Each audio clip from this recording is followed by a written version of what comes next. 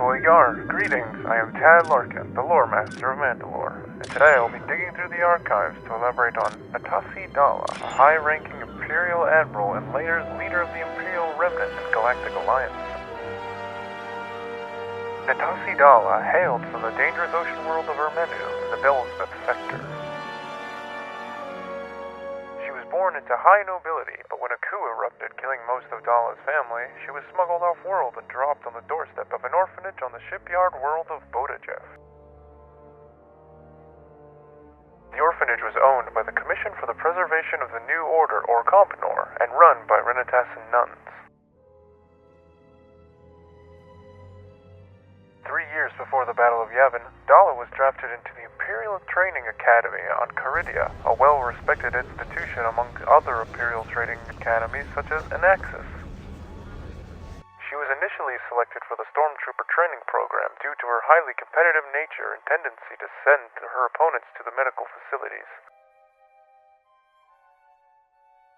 Her ferocity on the training grounds and sporting fields also translated to the capital ship combat simulations, resulting in her transfer to the Imperial Naval Officer Cadet Program by Chief Instructor Massimio Tag.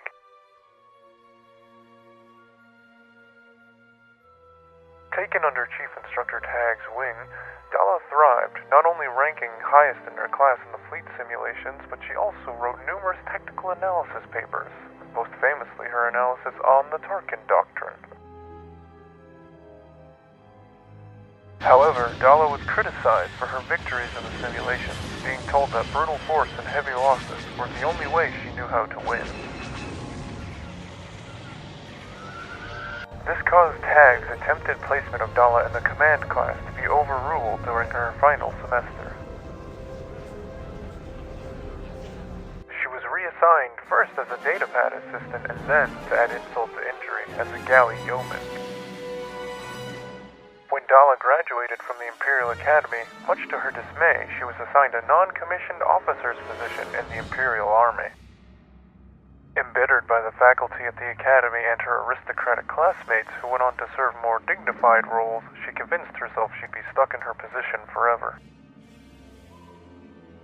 Unbeknownst to Daala, Chief Instructor Tag forwarded her analysis papers on the Tarkin Doctrine to his cousin, who in turn forwarded them to Grand Moff Wilhelm Tarkin himself. Extremely impressed, Tarkin traveled to Chronology in search for the author of the paper, and he eventually tracked down Daala, only to find her peeling vegetables in a kitchen. He reassigned her to his personal staff in the Outer Rim, and Daala quickly rose through the ranks, and after proving herself time and time again, Tarkin personally promoted her to Admiral.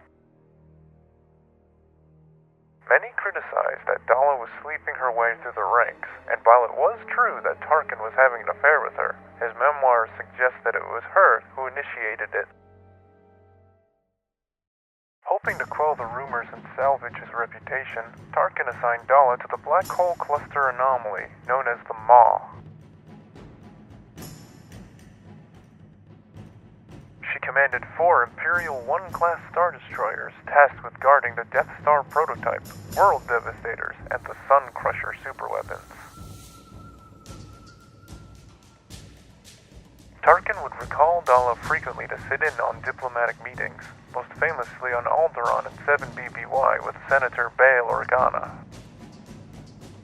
Before Tarkin's departure aboard the Death Star, his final orders to Daala were to maintain communication silence until his return. Unfortunately for Daala, Tarkin would not return, as he would eventually go down with the Death Star during the Battle of Yavin.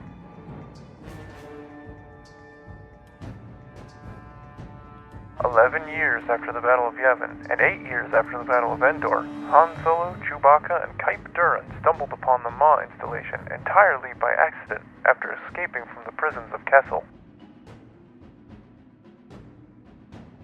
Mistaking their stolen Imperial Lambda-class shuttle for an envoy from Tarkin, Daala brought them on board when their code clearance failed and imprisoned them.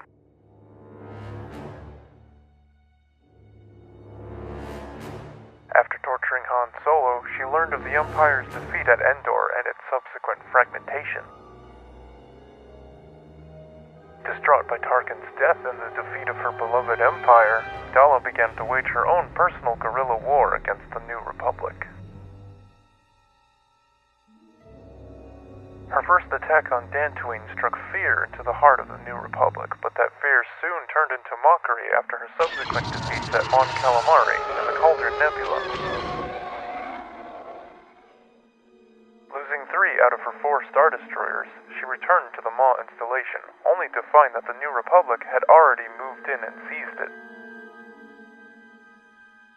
The Imperial scientists that had already sabotaged the facilities, along with Daala, thought the installation was better destroyed than in enemy hands.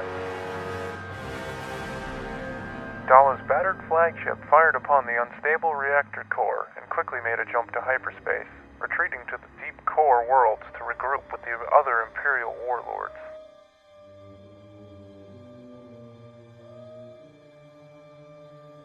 With her Star Destroyer deconstructed and her surviving crew divvied up among the warlords, Daala refused to join any one warlord and instead tried to unite them through diplomacy, acting as a sort of roaming diplomat. At the urging of Vice Admiral Gilad Palian, she managed to convince 13 of the most powerful warlords to convene at Sauce Beacon without their navies. When it became clear that nothing could convince them to ally with one another, Daala had the conference room filled with poison gas and watched as they strangled to death on the fumes from behind her filtration mask. Now that the warlords were no longer a problem, she set about uniting the leaderless factions of the Remnant and named herself Supreme Commander of the Imperial Fleet, with Pelion as her second-in-command.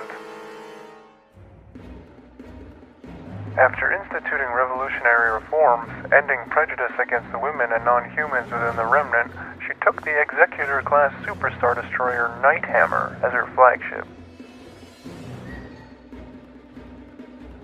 Daala made grand preparations for an assault on Luke Skywalker's Jedi Proxium on Yavin 4 when Kype Durron and Dorsk 81 were discovered in a crowd during one of her speeches, and she pursued them to Colm. After Colm had been ravaged, Daala entered the Yavin system after the defenses had been weakened, but Palion's fleet was nowhere to be found. Troops were landed and a bombardment initiated, but the assault was soon interrupted by the New Republic fleet entering the system and engaging Daala's forces. Even with the New Republic forces engaging hers, it still seemed to be an assured victory for Daala. That was until the Jedi Knight Castilla Ming sabotaged the Nighthammer's engines and the ship began to lift towards the gas giant. Daala managed to escape, and her life pod was picked up by Palion's fleet, who, earlier in the battle, were pushed to the other side of the system by a massive force tremor created by the Jedi combining and focusing their force powers. The disastrous aftermath of the battle left Daala with no choice but to resign, not before relinquishing command to Pelion, who years later in 19 ABY signed the Pelion-Gaversum Treaty, ending the Galactic Civil War. Daala spent the subsequent years founding colonies on Fiducius Chioris and then later the rebuilt Maw installation, settling down with her childhood love Legius Vorn and raising a son. She built up a small fleet named the Maw Irregular, which she used to aid nearby planets in need during the Yuzon Vong War of 25 to 29 ABY. 40 years after the Battle of Yavin, the Second Galactic Civil War broke out between the Galactic Federation of Free Alliances, the predecessor to the New Republic, and the Carillion Confederation. Daala was contacted by Palion and asked to aid him in double-crossing the Galactic Alliance, both of course agreeing that Jacen Solo, now Darth Caedus, was not fit to rule the galaxy. At the Battle of Fondor, just as Palion was about to turn his ships on Caedus, he was killed by Caedus' apprentice along with a few treacherous Moffs. Daala with the Maw Irregular and Boba Fett with the Mandalorian protectors entered the system, too late to save Palion, but just in time to turn the tide of the battle. The Ma'i Regular participated in the final battles of the war, playing a major role in the downfall of Cadus and the defeat of the Carillion Confederation. After Jason Solo's death, Daala was nominated as a candidate for the new Chief of State of the Galactic Alliance and was universally accepted as a logical choice. From a political standpoint, her first terms went rather well. She introduced many new military and social reforms, but her relations with the Jedi Order was the source of her troubles. Mounting tensions with the Jedi led to Grandmaster Luke Skywalker being tried and exiled, being blamed for a number of instances involving rogue Jedi, and even led to the new Jedi Temple on Coruscant being besieged in 43 ABY. The Jedi had enough and staged a coup, throwing Daala in prison. Awaiting trial, she managed to contact Manda-LORE Boba Fett, whom she had befriended during the war, and he sprung her out of the Armand Isard Correctional Facility. Daala's last-ditch effort for a position of power came in 44 ABY, when she campaigned against Jagged Fel and Vitur Rage in a general election for the head of state of the Imperial Remnant, in which she lost to Rage. Despite her failures, both on the battlefield and in politics, Natasi Daala is a proven commander who left a lasting legacy in the Imperial Remnant.